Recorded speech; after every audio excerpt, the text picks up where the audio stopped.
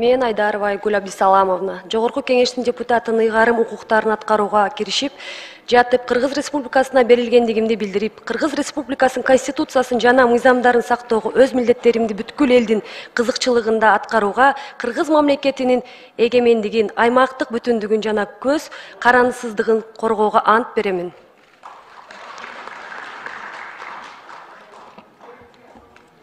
Рахмат, урматтуу депутаттар. Сиздердин жана өзүмдүн атымдан Айгүл Абдисаламовнанын депутаттык ишмердүүлүгүнө ийгилик, өзүнө чын ден соолук жана өз өмүрүн каалап уруксат этиңиздер. Куттуктайбыз. Иштериңизде эле ийгилик. Бүтүн Кыргызстан Модумаров. Урматтуу кесиптештер, ушул февраль айына календарлык планга өлкөдөгү эң орчундуу маселе болуп аткан адам укуктары жөнүндөгү жагдайды киргизишибиз керек. Мына журналисттердин, коомдук ишмерлердин,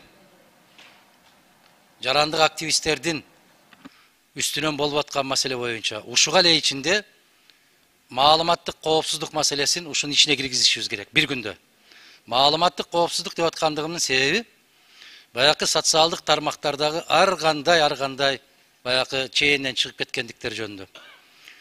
Биз ушул эки маселени бир маселе кылып киргизип, Кыргыз Республикасында адам укуктарын сактоо абалы жөнүндө деп киргизип койсок, бул маселе кененирээк болот. Анан шашпай, даярдыкты көрүп, тийиштүү комитеттер даярдыгын көрүп, ар бир фракция өзүнүн көз карашын даярдап, кенен талкуулап койгон болсок, көптөгөн маселелерге, суроолорго жооп тапкан болобуз. Кыргыз Республикасынын Баткен облусунун статусу жөнүндөгү мыйзамынын негизинде, албетте ал мыйзамды барыңыздар билесиздер, 2021 жылдын 3 декабрында деп жүрөт да, 311 тескеме деп. Мына бул жерде өкүлчүлүк отурасыздар. Мен ошол 24 январга чейин эле тынымсыз ошол Баткен облусунун статусу жөнүндөгү мыйзамдын токтому чыккан, жол картасы бекитилген, анан ошонун жобосун күтүп аттым да, тынымсыз чалып, ошол аткаруучу кишиден өкмөттөн сурап атканмын. Жок, чыга элекпиз, дайын эмес деп аткан. Бирок мына кече 24 январь күнү, бул эми задним числом болуп билбеймин, 3 декабрда деп тескеме чыкты, 311 тескеме деп.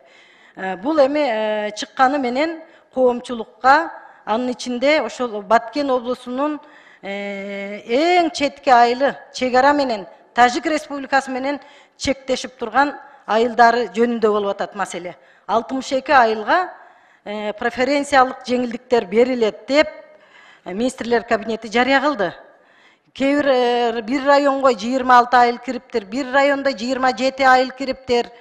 Эң чек арасы көйгөйлүү Тажик Республикасы менен көйгөйлүү Лейлек районунда 14 айыл деп киргизиптир. Анын дагы эл жыш жашаганы 10 эле айыл. Экөөсү Майты, Айкөл деген участоктарда сууда жок, жолда жок, какыраган тала, эл да жок ал жерде. Анан эки кичинекей айыл бар, элдин саны өтө аз, Сада менен Дейнөв деген айыл. Ушуларды кошуп туруп 14 айыл деп киргизип атат да. Андан сырткары ошол чек ара көйгөй курч турган айылдарыбыз болгон, мына эл жыш жашаган Кулунду айылы, Кулунду кирбей калган, Ак суу кирбей калыптыр бунда. Бешкент кирбей калган, Булак башы кирбей калган, Кальсо кирбей калган, Маргүн, Даркум, Даргас айылдары кирбей калган. Мен муну ар бир айылды эсептеп отурбайын. Жалпысынан райондун ушу 50 айыл болсо 50 айылдын баары кириш керек эле. Лейлек району бул эми баягы Өзбекстан менен чектешкен жерлерибизде маселе Кудайга шүгүр. Биз Тажик Республикасы менен чектешкен айылдарыбызда маселе өтө курушта. Мурунку чек ара мыйзамы жөнүндөгү кирген айылдардын саны да кыскарып кетиптир. Мына жалпысынан алганда биздин Лейлек районунан 10 эле айыл. Эртең райондун центрин районго акимчиликке эл наразы болуп, экиге бөлүнүп митингтерге чыкпайт деп эч ким кепилдик бере албайт. Ошон үчүн бул тескемени кайра караш керек. Урматтуу мына өкүл, бул абдан туура эмес. Бул жерде жергиликтүү бийлик менен да, эл менен да макулдашылбай туруп, могул тескеме чыгып атат. Рахмат, Баткен облусунда жакшы жеңилдиктер болуп атат. Ага рахмат айтып атат эл. Бирок элди туура эмес мамиле болуп атканы бул жерде келип туруп эртең биз мына ошол кабинет министрликтин намына атына дагы бир көө жабылып ызы чуу болбосун. Мен ушуну ушул ыйык трибунадан туруп айтып атамын. Эми андан сырткары дагы бир тескемелер чыккан. Учурдан пайдаланып ушундай эле көйгөйлүү маселе өкмөттүн 2021 жылдын 1 октябрында мына тескеме Мариповдун ал мезгилдеги премьер-министр Мариповдун колу коюлган номер 244R тескемеси чегарадагы элдин үмүтүн анан духун бир аз түшүрүп койгонго тете иш кылып атат. Бул тескеме менен Баткен, Лейлек райондорундагы чегара тилкелеринде иштеп жаткан ишкерлердин иштөөсүнө бөгөт коюлган тескеме катары кабылдаса болот. Биринчиден, кыргыз тараптагы чегара тилкелеринде бардык экономикалык ишмердүүлүктөр токтотулуп, натыйжада жумуссуздук болуп, салык төлөмдөрү токтогон. Ал эми тажик тарапта болсо ошол эле учурда бардык экономикалык ишмердүүлүктөр дүркүрөп өнүгүп иштеп атат. Бул кандай экономикалык чечим, кандай саясат? Же бул токтогон ишканаларга, ишкерлерге мамлекет тарабынан компенсация берилеби? Раз компенсация бере албайсыңарбы? Ишкерликти токтотпой колдоо керек. А чегараны өзүнүн чегара мыйзамы менен карагыла, коргогула, чечкиле. Мына ушул тескеме ишкерлердин ишин бүт бөгөт коюп токтотуп койду. Ал биздин эле мисалы арка бир борбордук айылдарындагы ошол Тажик Республикасы менен чектешип турган жердеги ишкерлердин иши токтоп. А жолдун ылдый жагында мисалы Кистакөз деп ошол Согдиге караган айылдар азыркы атын боюнча Керсебаспы эмне ошо Кистакөз айылдарында болсо соода сатык бүт ишкерлик жүрүп атат.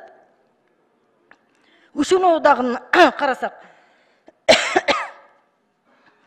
Анан былтыркы жылкы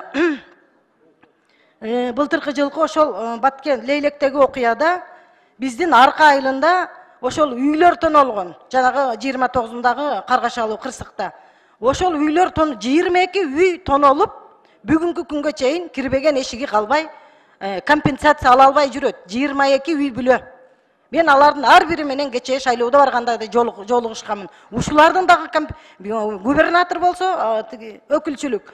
Аларда андай каржы жок, төлөп бере турган. Бул келип туруп эле кабинет министрликтин ушул вазифасы.